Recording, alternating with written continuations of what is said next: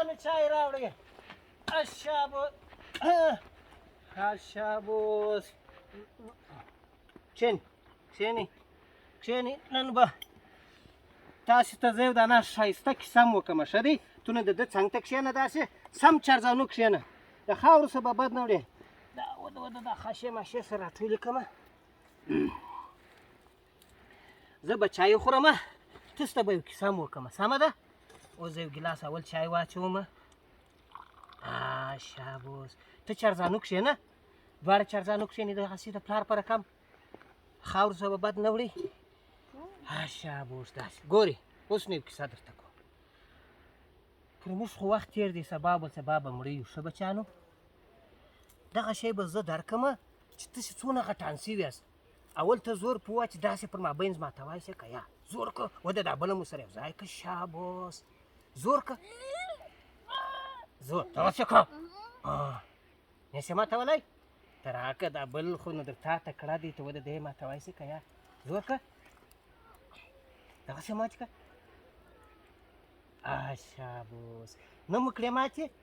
اوس نو ګورې یوه یوه در کوم څنګه ژر ژر ماتوئ دا ته ماتوه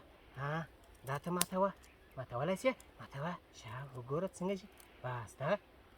واخله واخله هلاله ماته که واخله دا ماته که دا ماته که ماتې دې کړې دغه ماته که شابوس بس اوس نو پوهېږئ دا مې ولې در باندې وکړه دا چل په دې پوه شولاست نه پوهېږئ نو زه به مو سر در خلاصوم ګورئ بچیانو دا وطن دا کلی دا کور دا دنیا دا ټوله په اتفاق باندې ودانه ده که اتفاق مو نه درلودی ښه ګورئ دغه بوټي ټوله سره یو ځای په اتفاق وه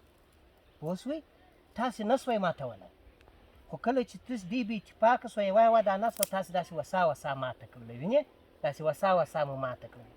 دا په دې معنا چې تاسې ګورئ چې سبا غټان سواست نن په کوچنیوالي کې سره ګرځئ ملګري انډیوالان یاست چې غټان سئ د خپل اتفاق په ساتئ که ته جلا وې په ده د دښمن وس رسېږي که ته جلا وې په ده د دښمن وس رسېږي نو دواړه سره یو ځای شئ بیا هېڅ وخت د چا وس نه در رسېږي په اتفاق په مینه محبت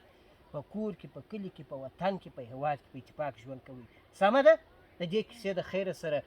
چې تاسې ځوانان سئ بیا به د دې کیسه زه به یم یا به نه یم خو د دې کیسې معنا به تاسو ته معلومه سي چې وخت